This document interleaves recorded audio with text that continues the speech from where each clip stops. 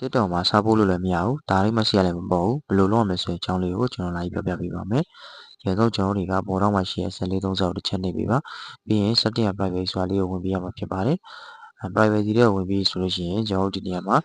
notification ဆိုတာရှိပါတယ်အဲ့ဒီကိုတစ်ချက်တက်ပြီးတော့ဝင်ပေးပါnotification နဲ့ဝင်ပြီးဆိုလို့ရှိရင်ကျွန်တော်တို့အပေါ်ဆုံးမှာ in-app notification ဆိုတာရှိပါတယ်အဲ့ဒီကိုတစ်ချက်တက်ပြီးတော့ဝင်ပါအဲ့ဒီကိုဝင်ပြီးဆိုလို့ရှိရင်ကျွန်တော်တို့ဒီနေရာမှာdirect message ဆိုတာရှိပါတယ်direct message ကိုကျွန်တော်ဖွင့်ထားလားပိတ်ထားလားဆိုတော့တစ်ချက်စစ်ကြည့်ရမှာဖြစ်ပါတယ်ပိတ်ထားလဲဆိုရင်ဖွင့်ထားပေးပါပြီးရင်ကျွန်တော်ပြင်ကိုတစ်ချက်ပြန်ထွက်မယ်ပြန်ထွက်ပြီးရင်ကျွန်တော်ပုံလေးဆွဲတင်ပေးလိုက်ပါမယ်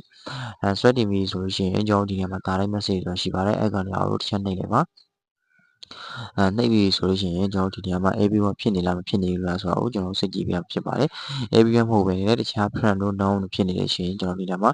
everyone ဆိုတာလေးကိုပဲရွေးချယ်ပေးတာပါနောက်တော့သိချင်တဲ့မေးခွန်းရှိရင်လည်းကျွန်တော်ဒီအောက်က comment လေးမှာမှတ်ခဲ့ပေးလို့ရပါတယ်